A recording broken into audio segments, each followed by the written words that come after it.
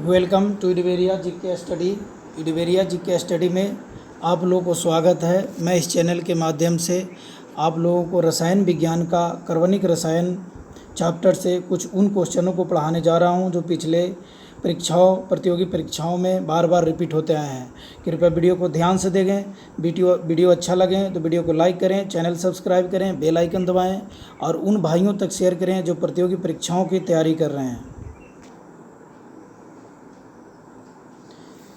विकृतिक spirit मुख्यतः किस काम में आती है? विकृति डीनेचुरेट स्पिरिट मुख्यतः किस काम में आता है? वार्निश बनाने के विलायक के रूप में आता है। वार्निश बनाने के विलायक के रूप में आता है। वार्निश बनाने के विलायक के रूप में आता है। पावर अल्कोहल है। पावर अल्कोहल क्या है? ईंधन के रूप में प्रयुक्त होने वाले इथाइल अल्कोहल पावर अल्कोहल है। पावर अल्कोहल क्या है? ईंधन के रूप में प्रयुक्त इथाइल अल्कोहल। ईंधन के रूप में उपयोग होने वाली इथाइल अल्कोहल है पावर अल्कोहल। टिंचर आयोडीन है। टिंचर आयोडीन क्या है? टिंचर आयोडीन है। टिंचर आयोडीन क्या है? टिंचर आयोडीन है।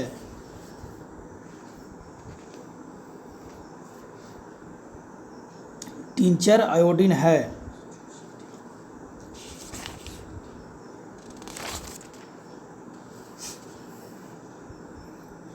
आयोडीन का एल्कोहलिक विलयन। आयोडीन का एल्कोहलिक विलयन है। आयोडीन का एल्कोहलिक विलयन।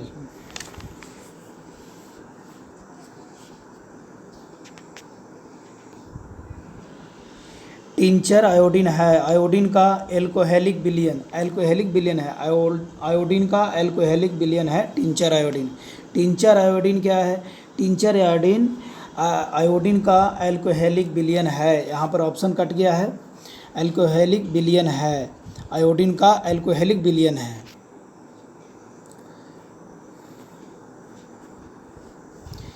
विकृतीकृत अल्कोहल है। विकृतीकृत अल्कोहल है। विकृतीकृत अल्कोहल है। पीने के लिए ठीक नहीं क्योंकि इसमें विषैले पदार्थ होते हैं। पीने के लिए ठीक नहीं है क्योंकि इसमें विषैले पदार्थ होते हैं। विकृतीकृत अल्कोहल है। पीने के लिए ठीक नहीं है क्योंकि इसमें विषैले पदार्थ होते हैं। विकृतीकृत अल्कोहल क्या है? पीने के लिए ठीक नहीं है क्योंकि इसमें विषैले पदार्थ होते हैं। संशोधित स्पिरिट होती है रेक्टिफाइड स्पिरिट। रेक्टिफाइड स्पिरिट क्या होता है? 95% इथाइल अल्कोहल होता है। 95% इथाइल अल्कोहल होता है। संशोधित स्पिरिट होती है 95% इथाइल अल्कोहल होता है। संशोधित स्पिरिट होती है 95% इथाइल अल्कोहल होता है। संशोधित स्पिरिट होती है 95% इथाइल अल्कोहल होता है। परिशुद्ध एब्सोल्यूट अल्कोहल होता है 100% इथाइल अल्कोहल। 100% इथाइल अल्कोहल होता है। परिशुद्ध अल्कोहल होता है 100% इथाइल अल्कोहल। परिशुद्ध अल्कोहल होता है 100% इथाइल अल्कोहल होता है। परिशुद्ध अल्कोहल होता है 100% इथाइल अल्कोहल होता है। परिशुद्ध अल्कोहल होता है। एब्सोल्यूट अल्कोहल क्या होता है? 100% इथाइल अल्कोहल होता है। दाढ़ी बनाने के बाद चेहरे पर जो घोल लगाया जाता है उसके चेहरे पर ठंडक महसूस होती है। इस घोल में यह गुण किस यौगिक की उपस्थिति के कारण होती है? इथाइल अल्कोहल के कारण होती है। इथाइल अल्कोहल के कारण होती है। दाढ़ी बनाने के बाद चेहरे पर जो घोल लगाया जाता है उससे चेहरे पर ठंडक महसूस होती है। इस घोल में यह गुण किस यौगिक की उपस्थिति के कारण होती है? इथाइल अल्कोहल के उपस्थिति के कारण होती है। किण्वन जैसी अभिक्रिया है। किण्वन जैसी अभिक्रिया है ऊष्माक्षेपी। किण्वन जैसी अभिक्रिया है ऊष्माक्षेपी। किण्वन जैसी अभिक्रिया है ऊष्माक्षेपी।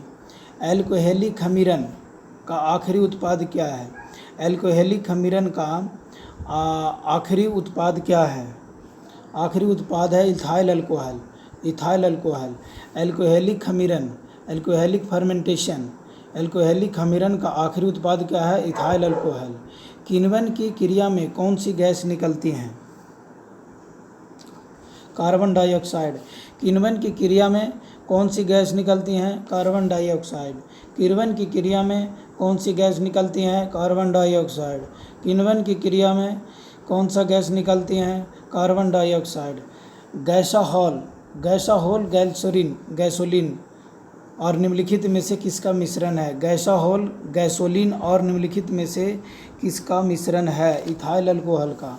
गैसोहॉल गैसोलीन और निम्नलिखित में किसका मिश्रण है? इथाइल अल्कोहल का है, इथाइल अल्कोहल का। C2H5OH निम्नलिखित में से किसका रासायनिक सूत्र है? इथाइल अल्कोहल का। C2H5OH निम्नलिखित में से किसका रासायनिक सूत्र है? इथाइल अल्कोहल का है, C2H5OH इथाइल अल्कोहल का। मिथेनॉल किस नाम से जाना जाता है? वुड अल्कोहल से। मिथेनॉल किस अल्कोहल से जाना जाता है? कि किस नाम से जाना जाता है? वुड अल्कोहल से मिथेनॉल जाना जाता है। मिथेनॉल किस नाम से जाना जाता है? वुड अल्कोहल से जाना जाता है। शराब का निर्माण किस क्रिया के परिणाम स्वरूप होता है? किण्वन के कारण। शराब का निर्माण किस प्रक्रिया के कारण होता है? किण्वन के कारण होता है, किण्वन के परिणाम स्वरूप होता है। शराब का निर्माण किण्वन के कारण होता है, उत्प्रेरण के कारण होता है नहीं, संयोजन नहीं, विस्थापन नहीं, किण्वन के कारण। शराब का निर्माण किस क्रिया के परिणाम स्वरूप होता है? किण्वन के कारण। इथिलीन की प्रक्रिया पोटेशियम परमैंगनेट के क्षारीय तथा ठंडे घोल से कराने पर होता है। इथिलीन अल्कोहल से। इथिलीन की प्रक्रिया पोटेशियम परमैंगनेट के क्षारीय तथा ठंडे घोल से कराने पर प्राप्त होता है, इथिलीन अल्कोहल होता है। इथिलीन और पोटेशियम परमैंगनेट की क्षारीय तथा ठंडे घोल से प्रतिक्रिया कराने पर एथिलीन अल्कोहल प्राप्त होता है, इथिलीन अल्कोहल प्राप्त होता है, इथिलीन अल्कोहल प्राप्त होता है। यूरोट्रॉपिन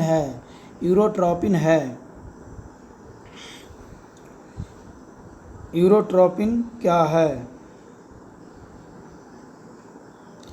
यूरोट्रॉपिन क्या है? हेक्सामिथिनॉल टेट्राएमीन। यूरोट्रॉपिन है हेक्सामिथिलीन टेट्राएमीन। यूरोट्रॉपिन है हेक्सामिथिलीन टेट्राएमीन। यूरोट्रॉपिन है हेक्सामिथिलीन टेट्राएमीन। यूरोट्रॉपिन है हेक्सामिथिलीन टेट्राएमीन। एंडोल संघनन किसके बीच नहीं हो सकता है? एक एल्डिहाइड व एक ईस्टर। एल्डोल संघनन किसके बीच नहीं हो सकता है? एक एल्डिहाइड व एक ईस्टर। एक एल्डिहाइड व एक ईस्टर। एल्डोल संघनन किसके बीच नहीं हो सकता है? एक एल्डिहाइड व एक ईस्टर के कारण नहीं हो सकता है। एल्डोल संघनन किसके बीच नहीं हो सकता? एक एल्डिहाइड व एक ईस्टर के बीच नहीं हो सकता। पायरोलिग्नियस अम्ल का अवयव है, इनमें सभी है। एसिटिक अम्ल भी है, एसीटोन भी है, मिथाइल अल्कोहल भी है। पायरोलिग्नियस अम्ल का अवयव है एसिटिक अम्ल, मिथाइल अल्कोहल और एसीटोन। पायरोलिग्नियस अम्ल का अवयव है एसिटिक अम्ल, मिथाइल अल्कोहल और एसीटोन। काष्ठ से प्राप्त पायरोलिग्नियस अम्ल में होता है। काष्ठ मतलब काठ से प्राप्त जो होता है, लकड़ी से जो प्राप्त होता है पायरोलिग्नियस अम्ल, वो होता है 10% एसिटिक अम्ल होता है। काष्ठ से प्राप्त पायरोलिग्नियस अम्ल में होता है 10% एसिटिक अम्ल। काष्ठ से प्राप्त पायरोलिग्नियस अम्ल में होता है 10% एसिटिक अम्ल। काष्ठ से प्राप्त पायरोलिग्नियस अम्ल में होता है 10% एसिटिक अम्ल। काष्ठ से प्राप्त पायरोलिग्नियस अम्ल में होता है 10% एसिटिक अम्ल। बायोडीजल के उत्पादन में निम्नलिखित में से कौन सी प्रक्रिया अपनाई जाती है?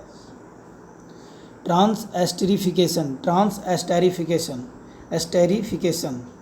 बायोडीजल के उत्पादन में निम्नलिखित में कौन सी प्रक्रिया अपनाई जाती है? ट्रांसएस्टेरिफिकेशन। बायोडीजल के उत्पादन में निम्नलिखित में कौन सी प्रक्रिया अपनाई जाती है? ट्रांसएस्टेरिफिकेशन। फॉर्मिक अम्ल किसके द्वारा उत्पादित किया जाता है? लाल चींटी द्वारा। फॉर्मिक अम्ल किसके द्वारा उत्पादित किया जाता है? दीमक के द्वारा नहीं, तिलचट्टा के द्वारा नहीं, मच्छर के द्वारा नहीं, लाल चींटी के द्वारा। फॉर्मिक अम्ल किसके द्वारा उत्पादित किया जाता है? लाल चींटी के द्वारा।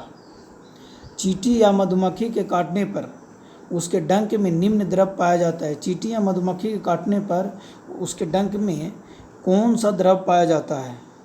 फॉर्मिक अम्ल पाया जाता है। फॉर्मिक अम्ल। चींटी या मधुमक्खी के काटने पर उसके डंक में निम्न पदार्थ पाया जाता है। कौन सा द्रव पाया जाता है? फॉर्मिक अम्ल। निम्नलिखित में से कौन सा अम्ल सिरके में उपस्थित होता है? एसिटिक अम्ल। एसिटिक अम्ल विनेगर में उपस्थित होता है। सिरके मतलब विनेगर में उपस्थित होता है, एसिटिक अम्ल होता है। विनेगर में क्या होता है? एसिटिक अम्ल होता है। निम्नलिखित में कौन सा अम्ल सिरके में उपस्थित होता है? एसिटिक अम्ल। हाइड्रोक्लोरिक अम्ल नहीं, ऑक्जेलिक अम्ल नहीं, साइट्रिक अम्ल नहीं, एसिटिक अम्ल होता है। सिरके में, विनेगर में एसिटिक अम्ल होता है। सीरा अति उत्तम कच्चा माल है एसिटिक अम्ल के लिए। सीरा अति उत्तम कच्चा माल है एसिटिक अम्ल के लिए। सीरा अति उत्तम कच्चा माल है एसिटिक अम्ल के लिए। सीरा अति उत्तम कच्चा माल है एसिटिक अम्ल के लिए। टमाटर सॉस में पाया जाता है। साइट्रिक अम्ल पाया जाता है। लैक्टिक अम्ल नहीं, ऑक्जेलिक अम्ल नहीं, एसिटिक अम्ल नहीं। टमाटर सॉस में साइट्रिक अम्ल पाया जाता है, यानी साइट्रिक एसिड पाया जाता है। टमाटर सॉस में साइट्रिक एसिड पाया जाता है। सिरके में निम्नलिखित में क्या पाया जाता है? Acetic acid.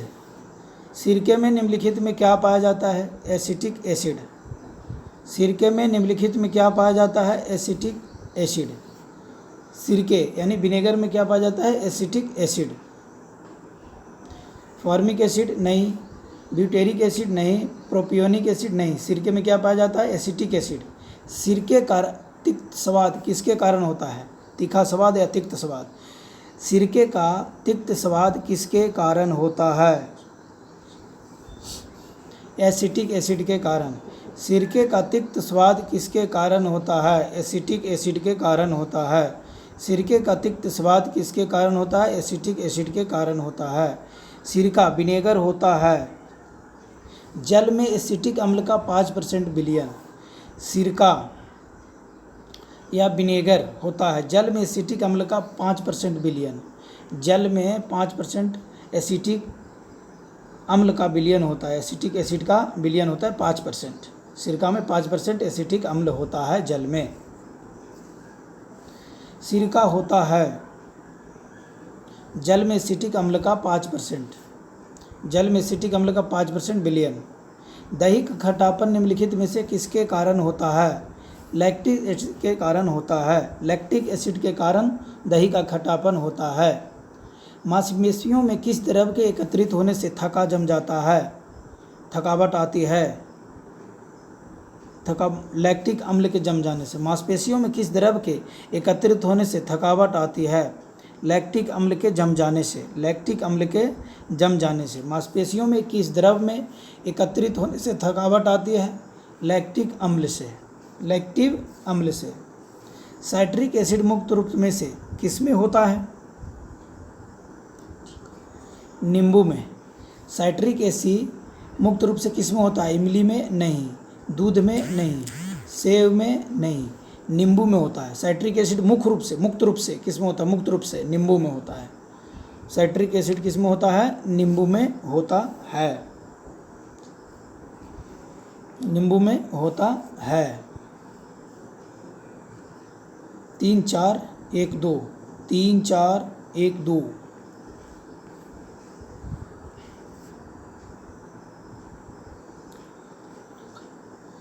तीन। लैक्टिक अम्ल में 3 दूध में होता है। लैक्टिक अम्ल किस में होता है? दूध में। लैक्टिक अम्ल किस में होता है? दूध में। एसिटिक अम्ल सिरका में होता है। एसिटिक अम्ल सिरका में होता है। साइट्रिक अम्ल नींबू में होता है। ब्यूटायरिक अम्ल दुर्गंधयुक्त मक्खन में होता है। ब्यूटायरिक अम्ल दुर्गयुक्त मक्खन में होता है। ब्यूटायरिक अम्ल दुर्गयुक्त मक्खन में होता है। अंगूर में कौन सा अम्ल पाया जाता है? अंगूर में टार्ट्रिक अम्ल पाया जाता है। टार्ट्रिक अम्ल। अंगूर में कौन सा अम्ल पाया जाता है? टार्टरिक अम्ल पाया जाता है। अंगूर में कौन सा अम्ल पाया जाता है? टार्टरिक अम्ल पाया जाता है। अंगूर में कौन सा अम्ल पाया जाता है? टार्टरिक अम्ल पाया जाता है। इमली में कौन सा अम्ल पाया जाता है? टार्टरिक अम्ल। इमली में भी टार्टरिक अम्ल पाया जाता है। इमली में भी कौन सा अम्ल पाया जाता है? टार्टरिक अम्ल पाया जाता है। टार्टरिक अम्ल। निम्नलिखित अम्लों में से किसको बेकिंग पाउडर के निर्माण में उपयोग करते हैं? निम्नलिखित अम्लों में से किसको बेकिंग पाउडर बनाने के लिए उपयोग में किया जाता है? सी का टार्टिक अम्ल। टार्टिक अम्ल का बेकिंग पाउडर बनाने के लिए प्रयोग में लिया जाता है। निम्नलिखित अम्लों में से किसको बेकिंग पाउडर निर्माण के उपयोग में करते हैं? ऑक्जेलिक अम्ल नहीं, ऑक्जेलिक अम्ल नहीं, लैक्टिक अम्ल नहीं, बेंजोइक अम्ल नहीं। टार्टरिक अम्ल बेकिंग पाउडर बनाने के लिए उपयोग में किया जाता है। फोटोग्राफी में कौन सा अम्ल प्रयोग किया जाता है? Oxalic acid. Oxalic acid. Photography में कौन सा अम्ल प्रयोग किया जाता है? Oxalic acid. फोटोग्राफी में कौन सा अम्ल प्रयोग किया जाता है? Oxalic acid. फोटोग्राफी में ऑक्जेलिक अम्ल का उपयोग किस रूप में किया जाता है? फोरस ऑक्जेलेट के रूप में। फोटोग्राफी में ऑक्जेलिक अम्ल का उपयोग किस रूप में किया जाता है? फेरस ऑक्जेलेट के रूप में। फोटोग्राफी में ऑक्जेलिक अम्ल का उपयोग किस रूप में होता है? फेरस ऑक्जेलेट के रूप में। फोटोग्राफी में ऑक्जेलिक अम्ल का उपयोग किस रूप में होता है? फेरस ऑक्जेलेट के रूप में। स्याही के धब्बों को हटाने के लिए प्रयुक्त होता है। स्याही के धब्बों को हटाने के लिए प्रयुक्त होता है। स्याही के धब्बों को हटाने के लिए प्रयुक्त होता है ऑक्जेलिक अम्ल।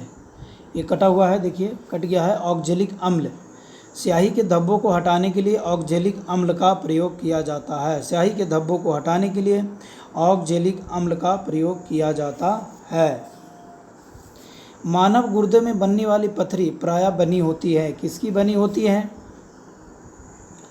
कैल्शियम की। कैल्शियम ऑक्जेलेट की बनी होती है। कैल्शियम ऑक्जेलेट की। कैल्शियम ऑक्जेलेट की बनी होती है। मानव के गुर्दे में बनने वाली पथरी प्रायः बनी होती हैं कैल्शियम ऑक्जेलेट की बनी होती हैं। किसका? कैल्शियम ऑक्जेलेट की। डॉक्टरों की राय है कि गुर्दे एवं गॉल ब्लैडर की पथरी से पीड़ित व्यक्ति को अधिक मात्रा में टमाटर, अंडे, दूध और गोभी आदि नहीं लेने चाहिए ताकि निम्नलिखित के क्रिस्टल न बन सके। निम्नलिखित के क्रिस्टल न बन सके। Calcium oxalate. डॉक्टरों की राय है कि गुर्दे एवं गॉल ब्लैडर की पथरी से पीड़ित व्यक्ति को अधिक मात्रा में टमाटर, अंडे, दूध और गोभी आदि नहीं लेनी चाहिए ताकि निम्नलिखित में क्रिस्टल न बन सके। Calcium oxalate. निम्नलिखित में कार्बनिक यौगिकों में से किसे आयरन यौगिक से उत्पादन दाग को निकाला जाता है? ऑक्जेलिक अम्ल। निम्नलिखित कार्बनिक यौगिकों में से किसे आयरन यौगिक से उत्पादन दाग को निकाला जा सकता है? ऑक्जेलिक अम्ल से निकाला जाता है। ऑक्जेलिक अम्ल से। क्वेश्चन को फिर से समझिए। कार्बनिक यौगिकों में से किसे आयरन यौगिक से, निम्नलिखित यौगिक दिया हो उनमें किसे आयरन यौगिक से उत्पादन, आयरन यौगिक से जो उत्पादन होता है दाग, उसको निकाला जाता है, दाग को मिटाता है ऑक्जेलिक अम्ल। आयरन यौगिक से उत्पादित दाग को मिटाता है ऑक्जेलिक अम्ल। पौधों की कोशिकाओं में ऑक्जेलिक अम्ल किस रूप में होता है? कैल्शियम ऑक्जेलेट के रूप में। पौधों की कोशिकाओं में ऑक्जेलिक अम्ल किस रूप में होता है? कैल्शियम ऑक्जेलेट के रूप में होता है। कैल्शियम ऑक्जेलेट के रूप में होता है। पौधों की कोशिकाओं में ऑक्जेलिक अम्ल किस रूप में होता है? कैल्शियम ऑक्जेलेट के रूप में होता है। आयोडोफॉर्म का प्रयोग किस रूप में किया जाता है? आयोडोफॉर्म का प्रयोग किस रूप में किया जाता है? प्रतिरोधी के रूप में। आयोडोफॉर्म का प्रयोग किस रूप में किया जाता है? प्रतिरोधी के रूप में। जबररोधी नहीं, पीड़ाहारी नहीं, संज्ञाहारी नहीं, प्रतिरोधी के रूप में। आयोडोफॉर्म का प्रयोग किस रूप में किया जाता है? प्रतिरोधी के रूप में। निम्नलिखित कार्बनिक यौगिकों में से किसको सर्वप्रथम प्रयोगशाला में तैयार किया गया? निम्नलिखित यौगिकों में से किसको सर्वप्रथम प्रयोगशाला में तैयार किया गया? यूरिया को सर्वप्रथम प्रयोगशाला में तैयार किया गया। मीथेन को सर्वप्रथम प्रयोगशाला में तैयार किया गया? नहीं। इथिलीन को सर्वप्रथम प्रयोगशाला में तैयार किया गया? नहीं। ईथेन को सर्वप्रथम प्रयोगशाला में तैयार किया गया? नहीं। यूरिया को सर्वप्रथम प्रयोगशाला में तैयार किया गया। सर्वप्रथम यूरिया को प्रयोगशाला में तैयार किया गया। यूरिया का रासायनिक सूत्र है NH2CONH2 NH2CONH2C NH2CONH2 है यूरिया का रासायनिक सूत्र। NH2CONH2 जो है यूरिया का रासायनिक सूत्र है। यूरिया उर्वरक में नाइट्रोजन किस रूप में होता है? यूरिया उर्वरक में नाइट्रोजन किस रूप में होता है? अमाइड के रूप में।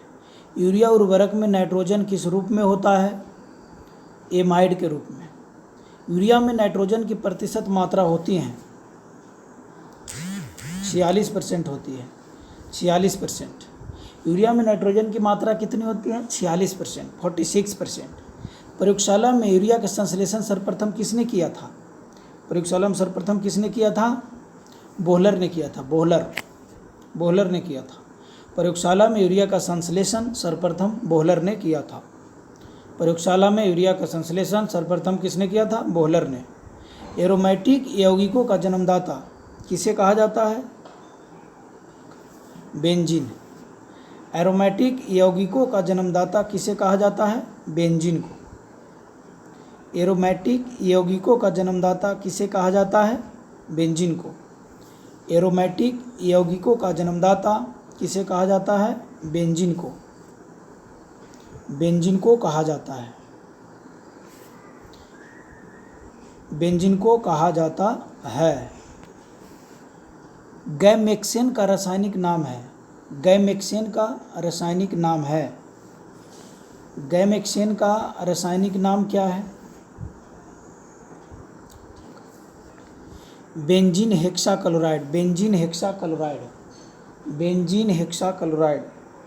गैमेक्सेन का रासायनिक नाम है बेंजीन हेक्साक्लोराइड। गैमेक्सेन का रासायनिक नाम है बेंजीन हेक्साक्लोराइड। गैमेक्सिन है एक कीटाणुनाशक। गैमेक्सिन है एक कीटाणुनाशक। गैमेक्सिन है क्या है? कवकनाशक है? नहीं। पीड़कनाशक है? नहीं। अप्रतिनाशक है? नहीं। कीटनाशक, कीटाणुनाशक है। गैमेक्सिन क्या है? कीटाणुनाशक है। गैमेक्सिन का रासायनिक नाम है बेंजीन हेक्साक्लोराइड। डायनामाइट का आविष्कार किसने किया था? अल्फ्रेड नोबल ने। डायनामाइट का आविष्कार किसने किया था? अल्फ्रेड नोबल ने। डायनामाइट का आविष्कार किसने किया था? अल्फ्रेड नोबल ने। ट्राइनाइट्रोबेंजीन TNV है एक। ट्राइनाइट्रोबेंजीन TNV है एक क्या है? विस्फोटक पदार्थ है। TNV क्या है? विस्फोटक पदार्थ है। ट्राइनाइट्रोबेंजीन TNV है एक विस्फोटक पदार्थ है। विस्फोटक पदार्थ है। रबड़ उद्योग में बहुलता से प्रयुक्त होता है। रबड़ उद्योग में बहुलता से प्रयुक्त होता है। रबड़ उद्योग में क्या सबसे ज़्यादा उपयुक्त होता है? एनिलीन। रबड़ उद्योग में बहुलता से प्रयुक्त होता है एनिलीन। रबड़ उद्योग में बहुलता से प्रयुक्त होता है एनिलीन। रबड़ उद्योग में बहुलता से प्रयुक्त होता है एनिलीन। DDT का पूरा नाम है डाइक्लोरो डाइफिनाइल ट्राइक्लोरोइथेन। डाइक्लोरोडाइफिनाइल ट्राइक्लोरोइथेन है। ट्राइक्लोरोइथेन है। डाइक्लोरोडाइफिनाइल ट्राइक्लोरोइथेन है। डाइक्लोरोडाइफिनाइल ट्राइक्लोरो, 3 क्लोरो है मतलब डाइक्लोरो है और डाइफिनाइल है मतलब डबल क्लोरो डबल फिनाइल। और ट्राइक्लोरो फिर डाई से ट्राइक्लोरो और फिर इथेन है। याद करने का तरीका। अश्रु गैस, टीयर गैस का रासायनिक नाम क्या है? क्लोरोएसीटोफिनोन। अल्फा क्लोरोएसीटोफिनोन। आंसू गैस का रासायनिक नाम अल्फा क्लोरो एसीटोफिनोन है। एसीटोफिनोन है। दवा बनाने के काम में आता है। दवा बनाने के काम में कौन आता है? बेंजोइक अम्ल। दवा बनाने के काम में आता है बेंजोइक अम्ल। दवा बनाने के काम में आता है बेंजोइक अम्ल। टमाटर की चटनी को अधिक समय तक ताज़ा रखने के लिए थोड़ी मात्रा में मिलाया जाने वाला यौगिक है सोडियम क्लोराइड। थोड़ी मात्रा में सोडियम क्लोराइड मिलाया जाता है ताकि टमाटर की चटनी को थोड़ी ज़्यादा दिन तक ताज़ा रखा जा सके, अधिक समय तक ताज़ा रखा जा सके। सोडियम क्लोराइड मिलाया जाता है टमाटर की चटनी में ताज़ा रहने के लिए। फलों के रस को सुरक्षित रखने के लिए निम्नलिखित में किसका उपयोग किया जाता है? सोडियम बेंजोएट का। फलों के रस को सुरक्षित रखने के लिए निम्नलिखित में किसका उपयोग किया जाता है? एसिटिक अम्ल का, एसिटिक एसिड का नहीं, सल्फ्यूरिक एसिड का नहीं, फॉर्मिक एसिड का नहीं, सोडियम बेंजोएट को। सोडियम बेंजोएट को फलों के रस को सुरक्षित रखने के लिए निम्नलिखित में किसका उपयोग किया जाता है? सोडियम बेंजोएट को। सोडियम बेंजोएट को। निम्न में से कौन सा पदार्थ खाने की वस्तुओं के परीक्षण में प्रयुक्त होता है? Sodium benzoate. निम्नलिखित में कौन सा पदार्थ खाने की वस्तुओं के परीक्षण में, खाने की वस्तुओं के जो परीक्षण किया जाता है उसमें उपयोग होता है? Sodium benzoate. साइट्रिक एसिड नहीं, पोटेशियम क्लोराइड नहीं, सोडियम क्लोराइड नहीं। सोडियम बेंजोएट जो है खाने की वस्तुओं को परीक्षण में प्रयुक्त किया जाता है। निम्नलिखित में कौन सा पदार्थ खाने की वस्तुओं के परीक्षण में प्रयुक्त होता है? Sodium benzoate. Sodium benzoate. खाद्य पदार्थों के परीक्षण के लिए प्रयोग में लाया जाने वाला रसायन है सोडियम बेंजोएट। खाद्य पदार्थों के परीक्षण के लिए प्रयोग में लाया जाने वाला रसायन है सोडियम बेंजोएट। खाद्य पदार्थों के परीक्षण के लिए प्रयोग में लाया जाने वाला रसायन है सोडियम बेंजोएट। फूड प्रोसेसिंग हेतु प्रयुक्त होता है बेंजोइक अम्ल। फूड प्रोसेसिंग हेतु प्रयुक्त होता है बेंजोइक अम्ल। फूड प्रोसेसिंग हेतु कौन सा होता है? बेंजोइक अम्ल। फूड प्रोसेसिंग के लिए कौन सा प्रयुक्त होता है? बेंजोइक अम्ल। आंसू गैस में प्रयुक्त होता है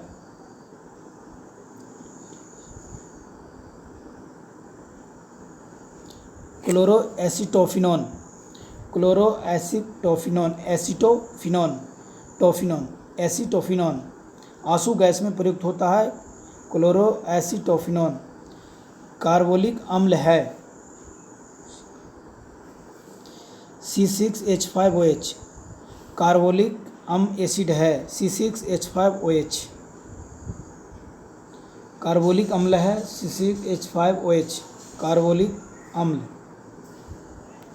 भोपाल गैस त्रासदी से संबंधित यौगिक का नाम था मेथाइल आइसोसाइनेट।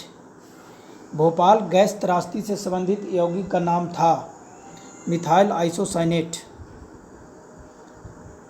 भोपाल गैस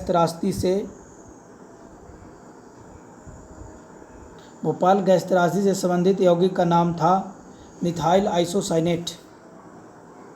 नेपथलीन का मुख्य स्रोत है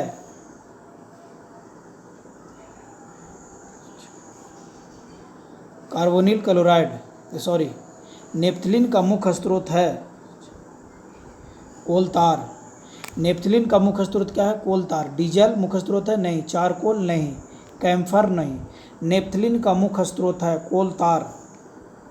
नेपथलीन का मुख्य स्रोत क्या है? कोलतार।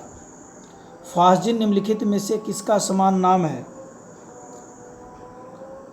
फास्जिन निम्नलिखित में से किसका समान नाम है? कार्बोनिल क्लोराइड का। कार्बोनिल क्लोराइड का है। कार्बोनिल क्लोराइड का फास्जिन।